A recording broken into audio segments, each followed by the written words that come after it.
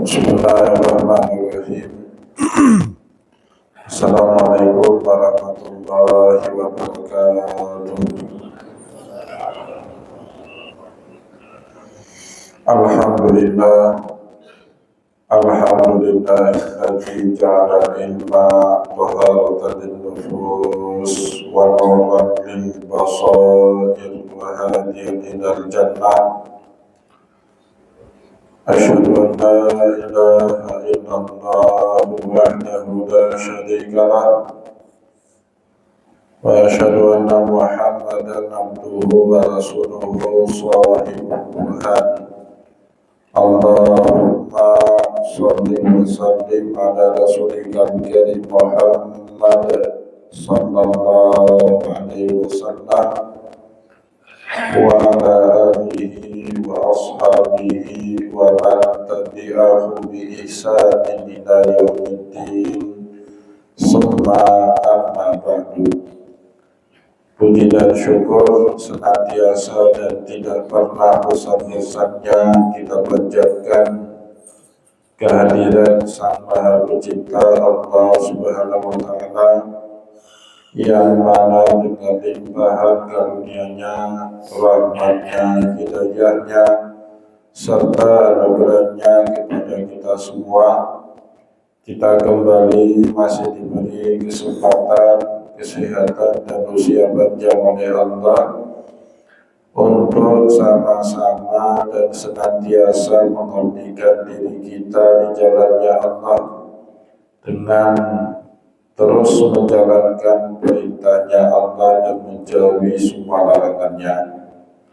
Salawat diringi salam juga tidak pernah lupa pula kita haturkan kepada junjungan alam Nabi besar Muhammad sallallahu alaihi wasallam, di mana beliau telah bersabda dalam sebuah hadis, wa majtama'a qaumun fi baitin min buyutillah yatluna kitaballah wa yatadarasuna bainahum illa nazalat alaihimus sakinah wa ghashiyatuhumur rahmah wa haffathumul malaikah. Tidaklah satu kaum berkumpul di rumah-rumahnya Allah membaca ayat Allah di dalam kitabullah dan juga mempelajari isi kandungan dari ayat Allah tersebut, illa nazalat alaihimus sakinah, pasti Allah akan menurunkan ketenangan di dalam jiwa mereka, wa ghasyiyatuhumur rahmah, diliputi rahmat di dalam kehidupan mereka, wa haffathumul malaikah, dan para malaikatnya Allah pun ridha, senang dengan apa yang mereka lakukan. Moga-moga Bapak Ibu yang dimuliakan oleh Allah, pengajian kita pada kesempatan subuh ini menenangkan jiwa dan batin kita, hidup kita dilimpahkan rahmat dan dinaungi oleh para malaikat. Amin ya rabbal alamin. Bapak Ibu kaum muslimin dan muslimat, jamaah salat subuh yang dimuliakan oleh Allah, mari pada kesempatan subuh yang penuh dengan keberkahan ini, sambil kembali kita niat iktikaf di rumah Allah, kita lanjutkan kembali pengajian tasawuf kita dengan kitab Al-Hikam karya Imam Ibnu Athaillah Iskandari rahimahullahu ta'ala anhu. Bapak Ibu yang dimuliakan oleh Allah, selanjutnya Imam Ibnu Athaillah kembali menasihati kita melalui kata hikmah yang ke-103. Beliau menyebut ciri-ciri dan tanda-tanda orang arif. Kita menggunakan kata arif biasanya digandeng dengan bijaksana, arif dan bijaksana. Dan itulah ujung akhir dari kelana dan kembara ilmu yang dilakukan oleh manusia. Ya, jadi manusia itu menuntut ilmu tujuan akhirnya bukan sekedar mengetahui ilmu-ilmu yang telah dipelajari, tapi lebih jauh daripada itu bagaimana dengan ilmu-ilmu yang telah ia pelajari dan tuntut membuat dia menjadi manusia yang arif dan bijaksana, tidak asal-asalan dalam melakukan suatu perbuatan, tidak mudah dalam mengambil suatu keputusan, mempertimbangkan banyak faktor, banyak alasan, banyak kepentingan. Itu ciri-ciri orang yang arif dan bijaksana, ya. Orang yang arif dan bijaksana itu orangnya tidak tergopoh-gopoh, orangnya tidak mudah respon, apa yang didengar langsung direspon, bahkan lebih senang menimbang-nimbang suatu masalah sebelum kemudian memberikan respon yang tepat sesuai dengan apa yang dikehendaki oleh Allah di dalam Al-Quran. Itu orang yang arif. Nah, ciri-ciri orang yang arif ini Bapak Ibu, di dalam ilmu tasawuf ada dua, kata Imam Ibnu Athaillah. Yang pertama, kata beliau, al-arifu la yazulu ittiraruhu. Orang arif dan bijaksana ini tidak pernah tidak, kecuali selalu dalam keadaan butuh kepada Allah Subhanahu wa Ta'ala. Dia tidak pernah bisa merasakan setiap detiknya itu tanpa kehadiran Allah Subhanahu wa Ta'ala. Karena takutnya dia kepada Allah itulah yang membuat ilmunya itu menyulap dia, menjadikan dia seorang yang arif. Banyak orang berilmu, tapi jarang yang sampai ke level arif.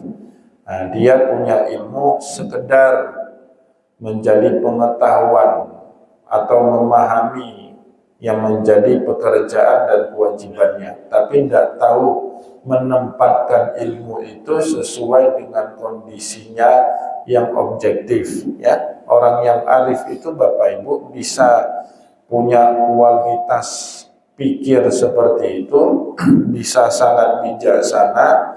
Salah satunya disebabkan mereka merasa tidak mungkin setiap detik daripada kehidupan ini kecuali pasti kita butuh kepada kehadiran Allah Subhanahu wa Ta'ala. Itu yang pertama. Yang kedua, wala yakunu ma'a khairillahi qararuhu. Dia tidak akan tentram batin dan jiwanya kepada selain dari Allah. Nah, maknanya apa? Ketentraman, ketenangan, qarar, ya, keteguhan hatinya itu akan selalu jika dia bersama dengan Allah. Pada saat dia merasa jauh dari Allah Subhanahu wa Ta'ala, disitulah mulai merasa sesuatu yang membuat hati dia tidak nyaman, jiwa dia gundah, perasaannya tidak senang. Kenapa? Disebabkan jauh dari Allah Subhanahu wa Ta'ala. Maka dua ciri dari orang arif tadi Bapak Ibu, selalu merasa butuh kepada Allah. Yang kedua, tidak akan pernah tenang hidup kecuali bersama dengan Allah. Dijelaskan kemudian oleh Imam Ibnu Athaillah Iskandari, annal arifa billahi la yazulu ittiraruhu wa iftiqaruhu ila maulah. Orang yang senantiasa arif kepada Allah, la yazulu ittiraruhu, segala kepentingan hidupnya, wa iftikharuhu, kefakiran hidupnya itu digantungkan hanya kepada Allah Subhanahu wa taala semata. Inilah Bapak Ibu yang difirmankan oleh Allah dalam surat Fatir. Kalau saya tidak salah ingat ayat ke-32, di mana pada ayat tersebut Allah Subhanahu wa taala berfirman, ya ayyuhan nas antumul fuqara'u ilallah wallahu huwal ghaniyyul hamid. Wahai segenap manusia, pada hakikatnya kalian semua fakir, butuh kepada Allah Subhanahu wa taala.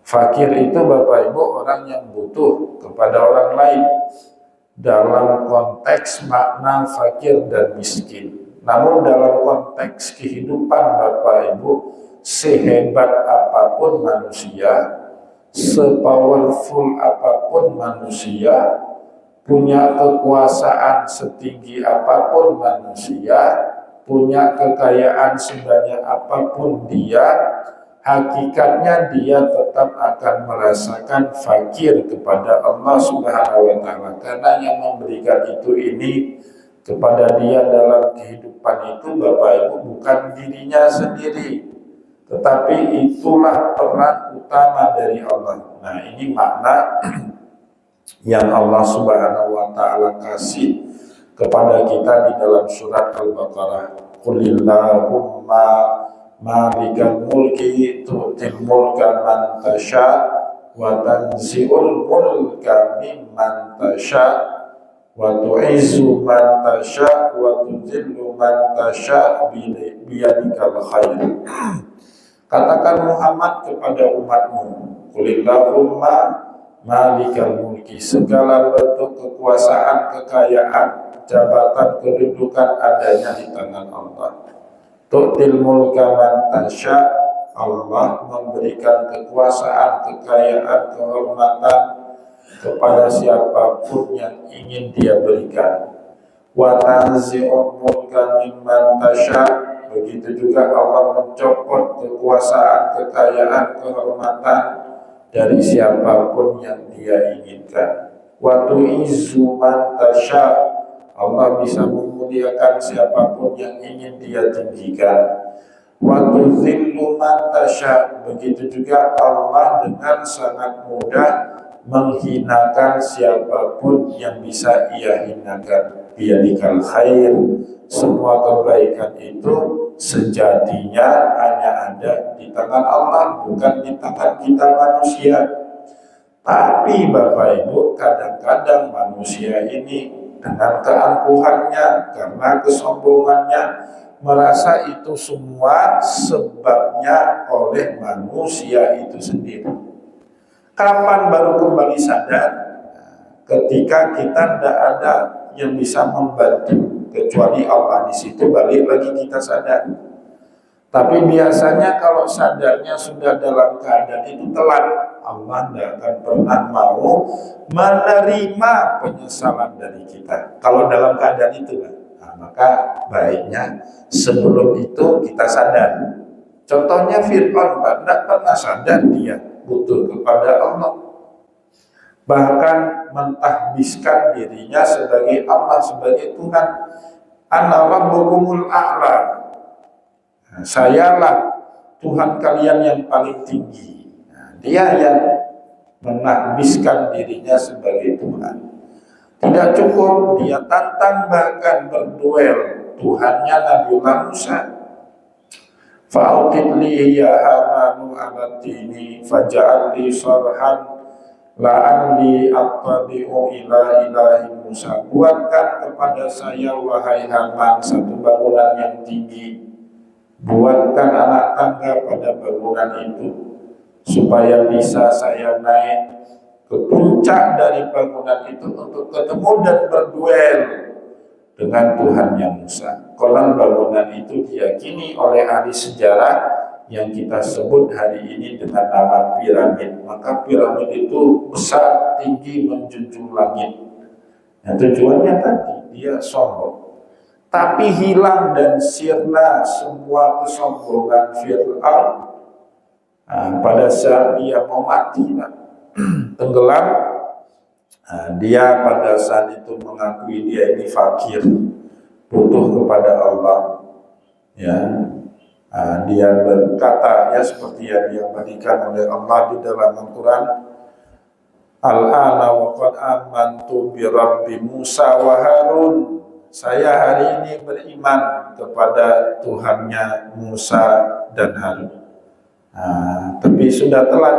Falamma adrakahul gharaq, pada saat Fir'aun mau tenggelam di Laut Merah, al-ana wa qad asaitu wa kuntu minal ghafilin. Ya Allah, saya kemarin durhaka dan termasuk orang yang lalainya, tapi ya sudah telat, nggak akan diterima lagi sama Allah. Dan banyak dari kita manusia sadarnya telat, Bapak Ibu. Pada saat udah mau mati, udah sakratul maut, maka Allah katakan di dalam surat An-Nisa, Innamat taubatu 'alallah lilladzina ya'maluna sayyi'at.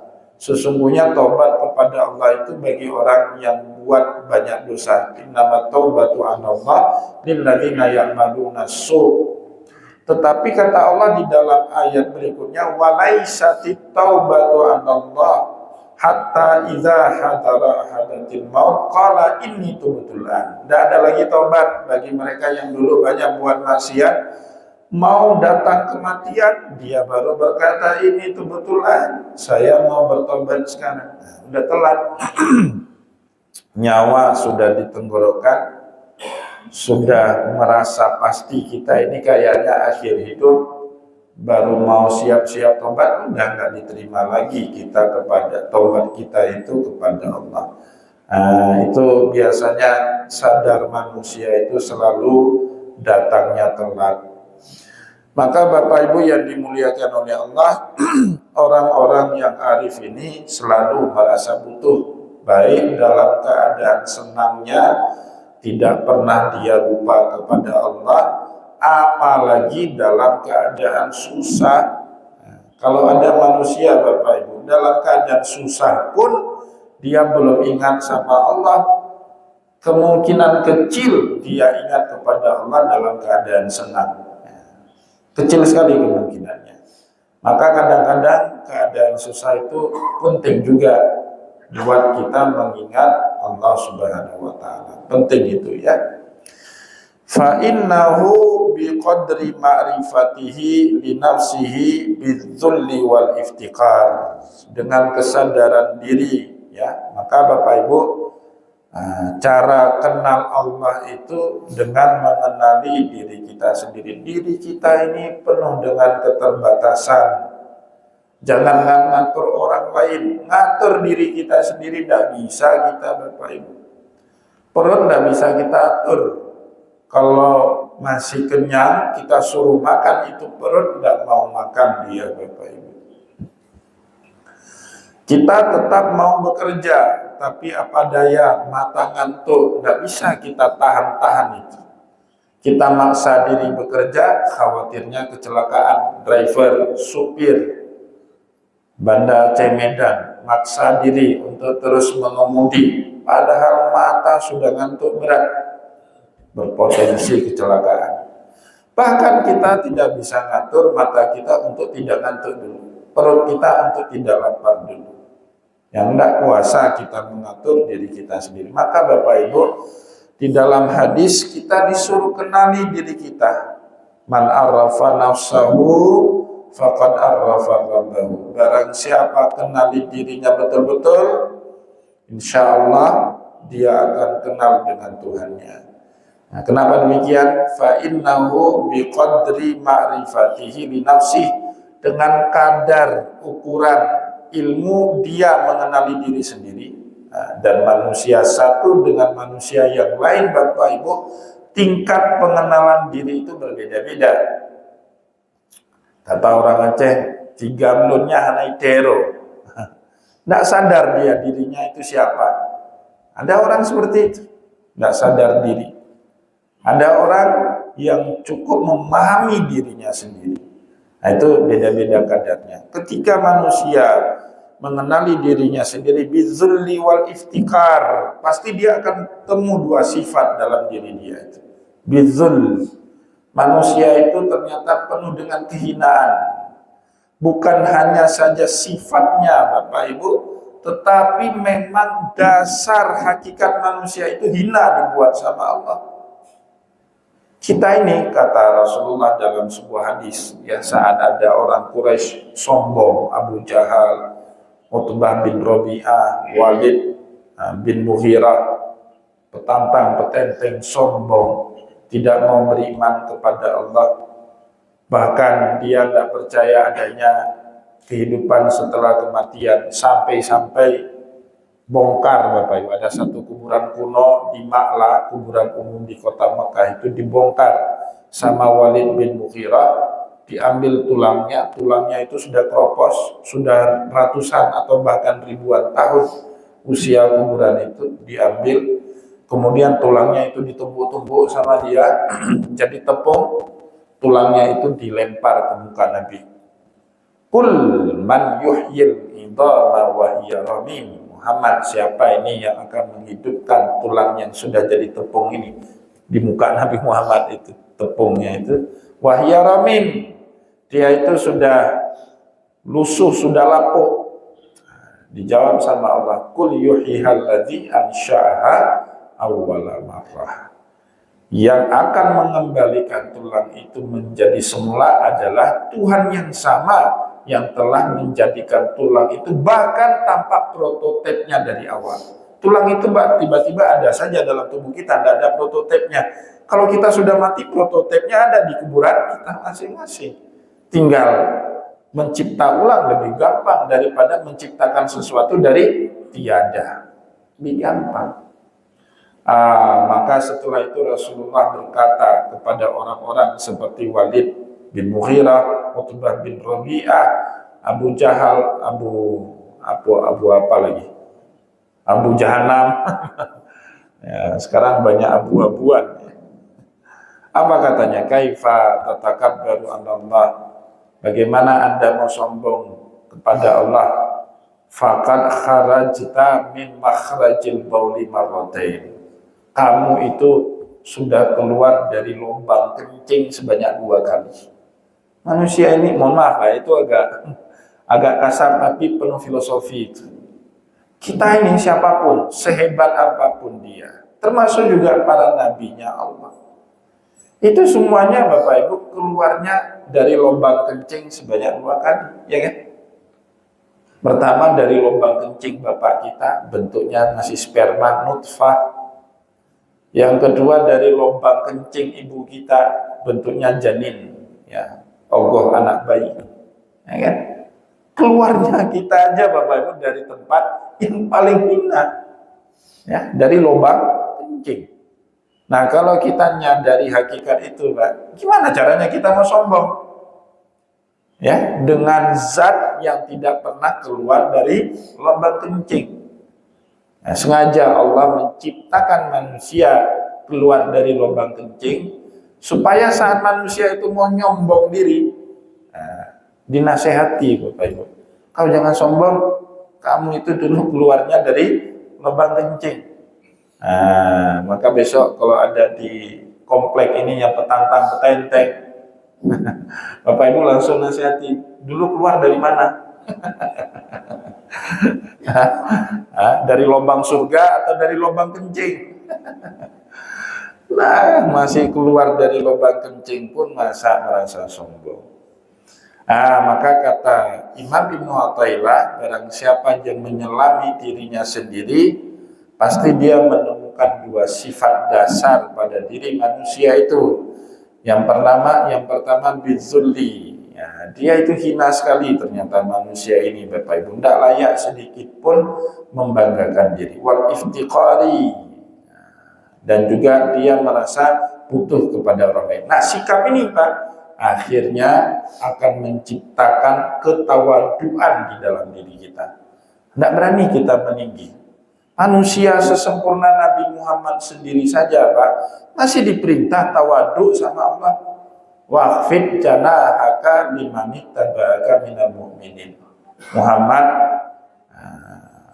tundukkanlah, tawaduklah kamu meskipun di hadapan pengikutmu sendiri. Ya, tapi Rasulullah tidak pernah sombong seperti orang pada umumnya. Bahkan Bapak Ibu, saya baca kitab hadis, baru-baru saya baca.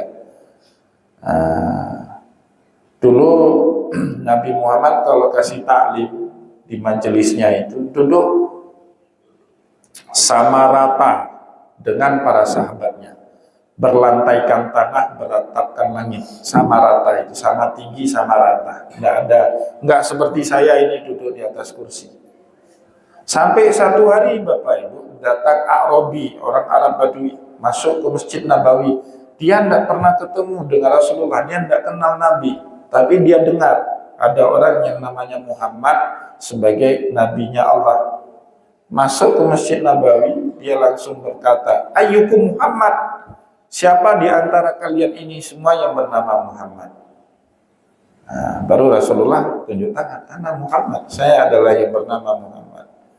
Semenjak itu para sahabat mikir, ini kalau orang baru nggak kenal Nabi Muhammad nanya-nanya, ganggu majelis taklim, kan ganggu itu ya. Akhirnya para sahabat buat dukhoh. Dukhoh itu Bapak Ibu gundukan tanah yang ditinggikan dan kemudian dijadikan tempat duduk untuk Nabi Muhammad saat memberikan taklim. Kira-kira ini 2 jengkal tingginya itu. Ya, 2 jengkal itu barang berapa itu? 50 cm lah, 50-60 cm lah tingginya. Semenjak itu Rasulullah kalau memberikan taklim di dekat mimbarnya Nabi itu ada dukhoh. Dukhoh itu gundukan tanah yang dibuat meninggi menjadi tempat duduknya Rasulullah. Semenjak itulah sunnah saat memberikan taklim tempatnya lebih tinggi daripada jamaah taklimnya. Itu dasarnya. Dulu tidak pernah mau Nabi Muhammad duduknya sama rata, sama tinggi dengan para sahabat. Kenapa? Beliau paling tahu siapa hakikat dirinya itu. Penuh dengan kehinaan. Rasulullah pernah diundang suatu hari ke rumah seorang sahabat. Sahabat itu punya anak kecil. Ya, namanya anak kecil Bapak Ibu kalau melihat orang sewibawa Nabi itu kan kagum, merasa minder, gemetaran anak kecil itu, tidak percaya diri. Nah, dirangkul sama Nabi itu. Udah, kamu jangan kemana-mana, duduk di samping saya. Ya, hawin alaik, kata Rasulullah, tenangkan dirimu. Fa inni lastu bimalakin, saya ini bukan raja yang harus kau takutkan. Wa innama ana binu imra'atin min Quraisyin kanat ta'kulul qadid. Saya ini cuma seorang laki-laki biasa, putranya seorang wanita Quraisy yang sehari-harinya juga makan daging kering sama seperti kalian. Orang Arab dulu itu makanan rakyatnya itu bukan daging basah, bukan daging masak, tapi daging yang dijemur. Kalau di Aceh Raya itu ada namanya sibalu. Tahu nggak sibalu? Nah, tahu Bang Bu, sibalu itu biasanya kalau mau puasa kemarin dijemur, ditipisin, dikasih garam, setelah kering, nah itu awet kan, tinggal goreng-goreng aja. Nah, itu makanan rakyatnya orang Arab. Tapi kamu jangan anggap saya ini hebat kali, enggak. Innama ana rajulun ibnatun min Quraisyin, saya ini bukan siapa-siapa, saya ini cuma laki-laki biasa, anak seorang dari wanita Quraisy, kanat ta'kulul hadid, sehari-harinya makannya sama daging kering kayak kalian. Sibalu lah bahasa Acehnya itu ya. Nabi Muhammad kenapa bisa seperti itu? Ya karena dia menyadari dia itu sebenarnya hina, ya. Zul itu hina maknanya, wal iftikhar, karena kehinaan itulah manusia selalu butuh kepada Allah Subhanahu wa taala. Wa ya'rifu bihi rabbahu bil izzi wal uzmati wal iqtidar. Dan dengan kesadaran itu Pak, kita hina, kita ini fakir. Akhirnya kita Coba cari tahu siapa yang mulia. Fayarifu rabbahu. Akhirnya kita tahu yang menciptakan kita itulah Tuhan kita itulah bin izi, dialah yang mulia. Wal uzmati, dialah yang agung. Wal iktidar, dialah yang maha mampu ngatur ini itu dalam kehidupan kita. Itu makna dari ayat idza arada syai'an ayyaqula lahu kun fayakun, meskipun itu sangat mustahil dalam pikiran kita manusia. Bapak Ibu yang dimuliakan oleh Allah, itu ya makna daripada arif. Orang yang mengerti ini Bapak Ibu insya Allah hidupnya arif, nggak petantang benteng-teng. Meskipun pendapatnya mungkin paling tepat, tapi dia tidak merasa diri paling benar. Itu disebabkan tadi ya, unsur kehinaan yang selalu melekat pada diri manusia. Meskipun manusia terus mencari ilmu, mencari pengetahuan untuk menyempurnakan dirinya, tapi hakikat manusia itu sejak dari sananya saja disetting oleh Allah lahir dalam keadaan hina. Maka ya kita tidak akan pernah bisa lepas dari butuh kepada Allah. Nah itu diwujudkan akhirnya dalam syariat. Dalam syariat perwujudannya itu dalam bentuk apa? Ibadah. Selama kita ibadah, itu adalah pengakuan diri kalau kita butuh kepada Allah. Bapak Ibu masih sholat, itu kan secara tidak langsung pengakuan diri kalau kita masih butuh bimbingannya Allah. Maka kita doa ihdinas siratal mustaqim.